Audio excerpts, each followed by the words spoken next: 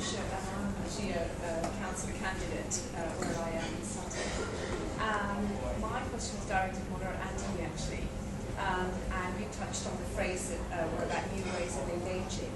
How do you overcome the cultural aspect of engaging with IT, digital, social media from an age perspective? Because obviously in the political associations we do get the older generation who've been there for years and years, and we do sometimes come across, tweeting is just not in there, it's like at all, and even emailing about events and things that we're doing. We've got a whole group of people who say, I don't want to be bombarded with all these emails.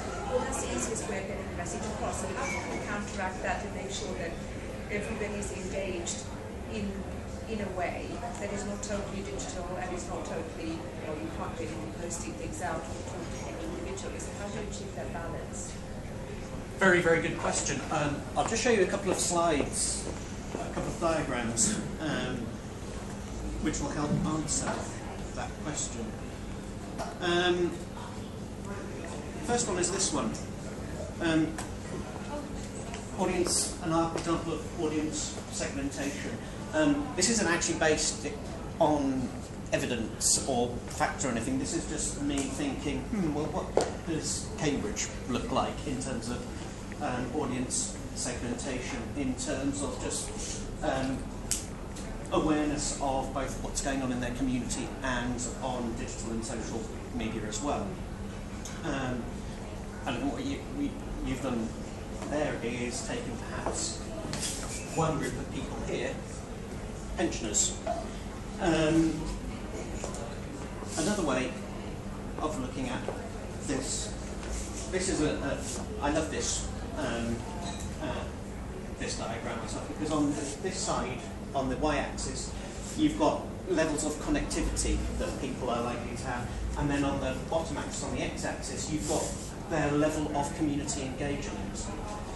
And then you just plot some examples of where the two are likely to meet and what this might look like. So, for example, down here where you've got people who may be very active in their community, and I have this in Cambridge, people are very active but they're not online. How do you overcome that?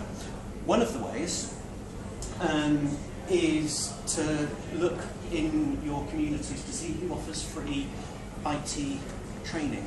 Now, sometimes it might be a local council who does this. Sometimes it might be local charities. In Cambridge, we have a charity called Cambridge Online that I volunteer for, where we do that.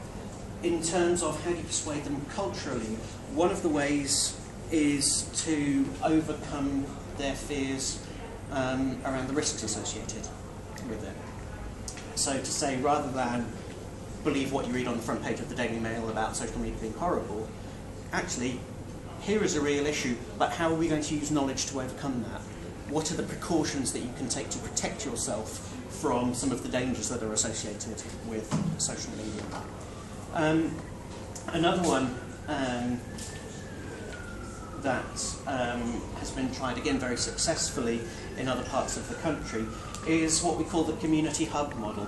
Who are the people within your communities who are the organisers, who get the messages out? So rather than having to have everybody up using social media and trained up, is it far better to have just one person trained up who can then cascade it face to face?